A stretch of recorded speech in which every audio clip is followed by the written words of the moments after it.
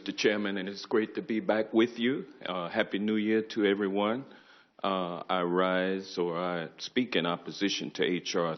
712, the Sunshine for Regulatory Decrees and Settlements Act of 2015. But rather than bringing sunshine into the rulemaking process, what this does is throw dark moon shade on the process. In fact, the Sunshine for Regulatory Decrees and Settlements Act turns the lights out on regulations in place to protect the health, safety, and well-being of the people.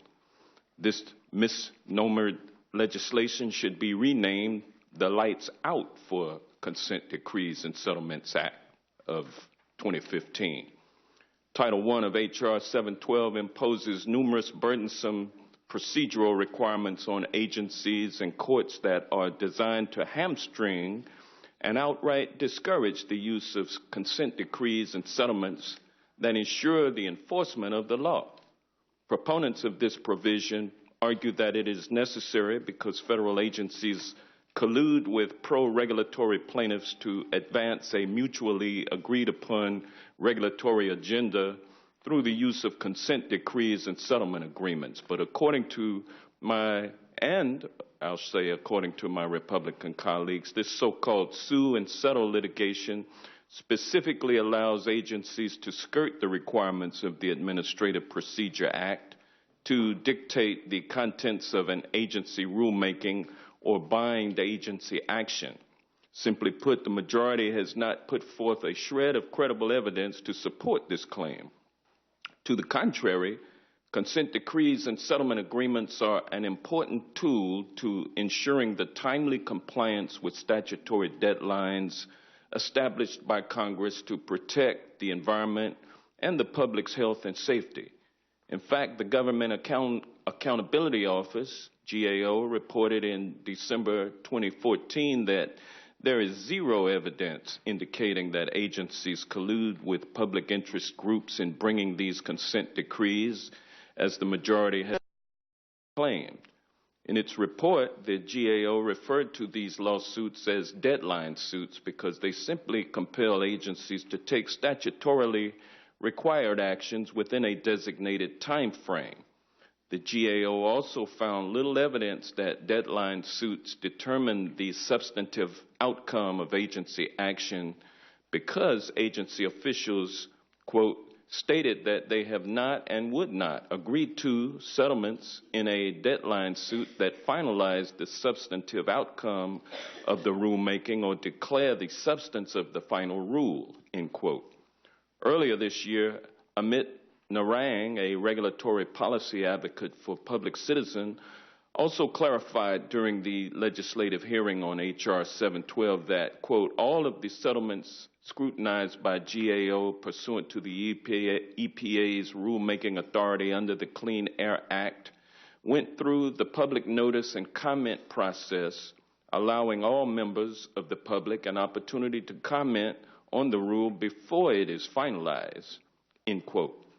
This finding confirms that there is little evidence supporting the proposition that federal agencies engage in backroom deals with pro-regulatory groups to circumvent the APA or substantively bind the agency in a subsequent rulemaking.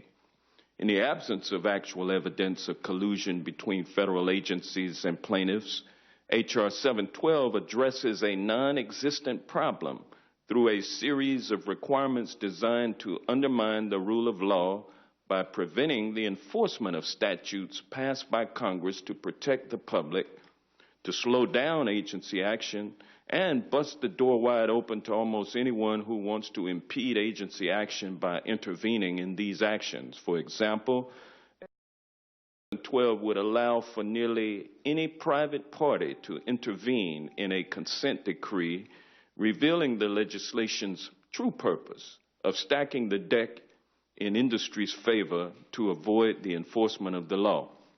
This intervention right is drafted so broadly that if the regulatory action at issue involved the Clean Water Act, in theory, any person who uses water would have the right to intervene in the negotiations on a potential consent decree or settlement agreement. Certainly, any industry interest would not hesitate to intervene. Title II of H.R. 712 imposes a 6-month moratorium on all rules ranging from the mundane but necessary rules such as numerous U.S. Coast Guard bridges closing regulations to rules that ensure our health and safety.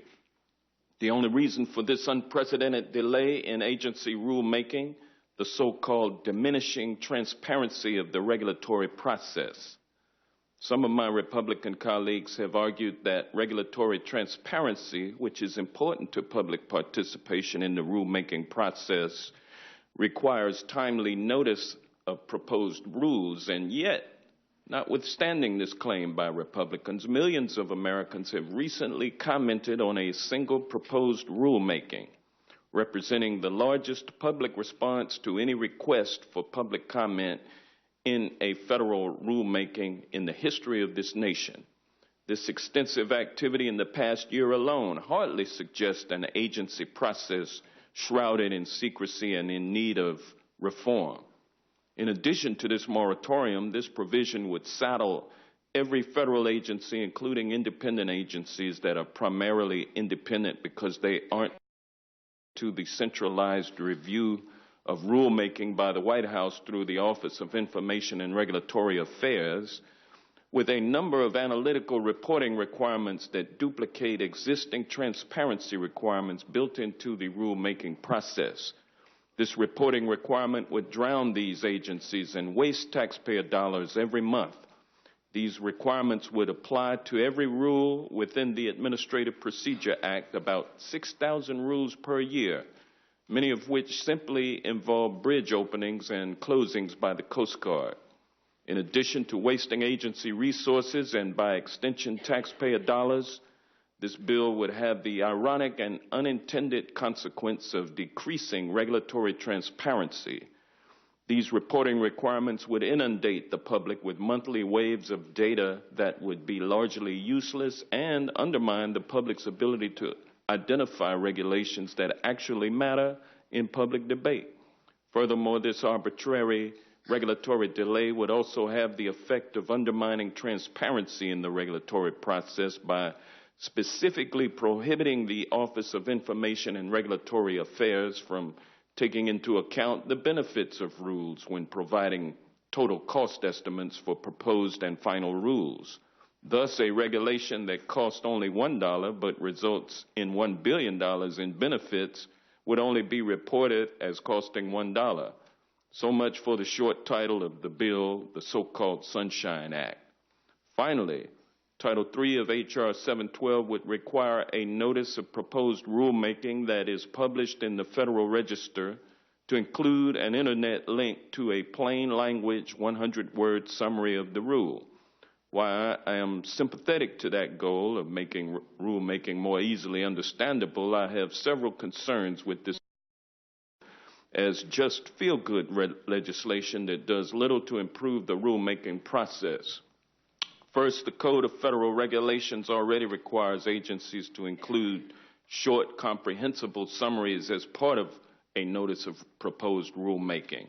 Additionally, Section 553 of the APA outlines a series of requirements for rules requiring notice and comment to explain the substance of the proposed rule and the issues involved, in addition to other requirements. Second, I have concerns that although this summary requirement may be benign on its face, it could form the basis for vacating a rule under Section 706 of the APA.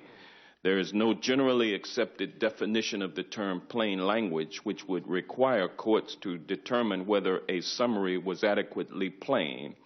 I plan to offer an amendment to address this concern. And finally, many administrative law experts have repeatedly called on Congress to avoid legislating additional requirements in the rulemaking process, which is already ossified, slow, and inflexible in responding to public health and safety threats.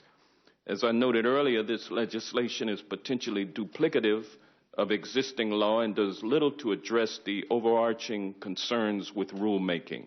In closing, I strongly oppose this legislation and urge my colleagues to